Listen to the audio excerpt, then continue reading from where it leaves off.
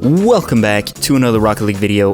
Today we are going to be checking out 5 tips to help you improve your freestyling. Now, I just want to start off by saying that this is not a beginner's guide, okay? I'm not going to be holding your hand while I teach you how to hold freaking air roll right or whatever, alright? This is a little bit more advanced. Not too advanced, but a little bit more advanced. What I want to do with this video is I want to take your lame freestyles, right? Your freestyles that you haven't changed in about 2,000 hours. I want to take those freestyles and inspire them, make them more creative. Okay, that's my goal, right? Anyway, let's talk a little bit more about the word freestyle. I believe in the lower ranks, it's just sort of got the general definition, unnecessary spinneroonies in order to score a goal. But in the higher ranks, I would say freestyling is trying to make the entire clip as impossible for yourself to score as possible, yet you still score it. If that makes any sense at all. Basically, the harder the shot, the more impressive it is. If you can show off all your mechanics that you've been practicing for thousands of hours in every clip, then you've done your job right. There you go. You get that little bit of satisfaction at the end. Right? Hey, good job. Good job. You just did a freestyle. Well done. Anyway, without further ado, let's get into tip number 1. Tip number 1 is adding air roll right or air roll left to your controller. If you're on PC and you're using keyboard and mouse, then you're all set.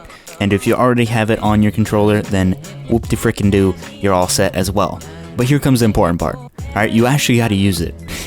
I've seen so many people that have like air roll right bound to their controller, but never use it except for that one time ages ago when they tried to stall a little bit.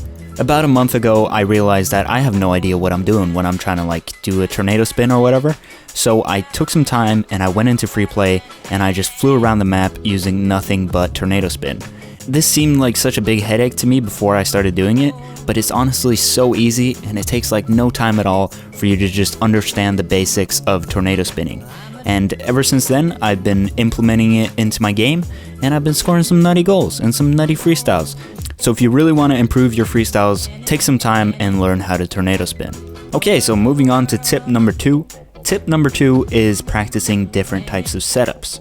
There's like a bajillion different types of setups that you can do to spice up a ceiling shot or a flip reset, but people tend to stick to what they know best and don't want to think outside the box. First of all, are you one of those lame potato cars that just drives up the wall on your way to the ceiling? Bro, there's such an easy fix to this, alright? All you gotta do is jump off the wall and float your ass up to the ceiling, Or you can even like do a 360 on your way up there, alright? You don't have to wait to show off all your juicy mechanics until you're floating down from the ceiling with the ball, alright? Show some of them off on your way up to the ceiling and it will pay off in the rest of your clip. So when I go for ceiling shots, I pretty much always jump off the wall and float up to the roof, and then sometimes I even jump off the ceiling in order to catch the ball a little bit quicker.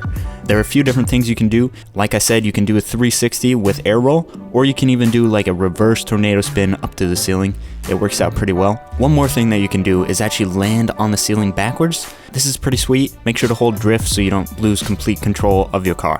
As for flip resets, most people fly upside down in order to receive their flip, but something that I never really see is people flying right side up and receiving the flip that way. It's rather difficult to use the flip in this situation, but practice makes perfect, and I'm sure you can score some pretty nice musty flicks and whatnot doing it this way.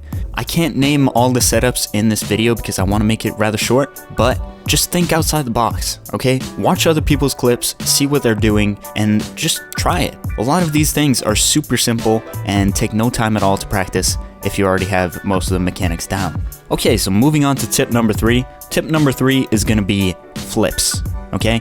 In most situations, when you're doing a crazy freestyle or whatever, alright, you're going up to the ceiling and getting a flip reset there, or you're getting a flip via the ball. Now, if you're just scoring it the same old way with a front flip every time, that's boring as hell. You gotta think outside the box. I know I said that like 3 times already, but that's really what you gotta do. You gotta mix it up. So, simple solution, practice backflipping with the ball. Rather difficult in the beginning, but you know what? It works, alright? It spices up everything. So, think about different flicks. There you go. That's tip number 3.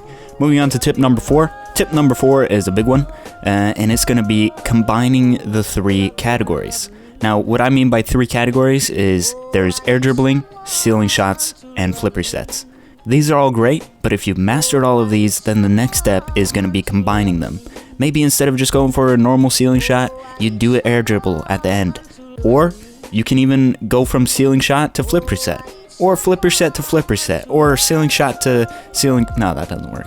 Anyway, you get my drift. Try to practice doing one and then combining it with another.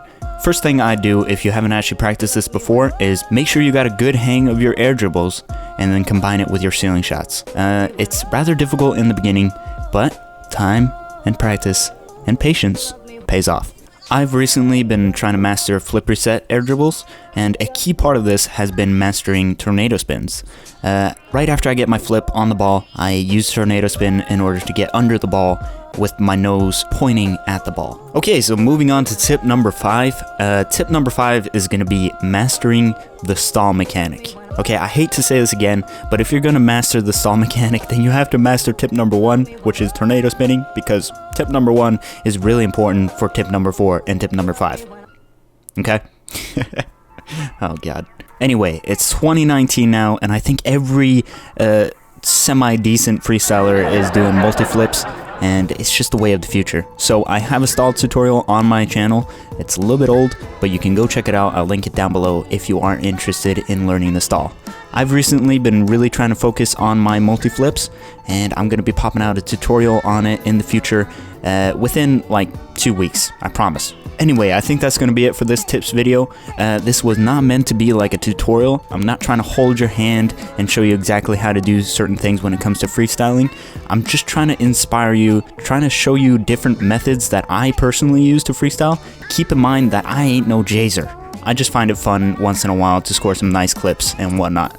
So if you share my enthusiasm about learning new mechanics and stuff, then hopefully you take some of these tips seriously. Anyway, if you enjoyed this video, make sure to pop a like and comment. And if you're interested in future videos, make sure to subscribe as well. Stay classy, guys, and I'll see you guys next time. Please like and subscribe. Thank you.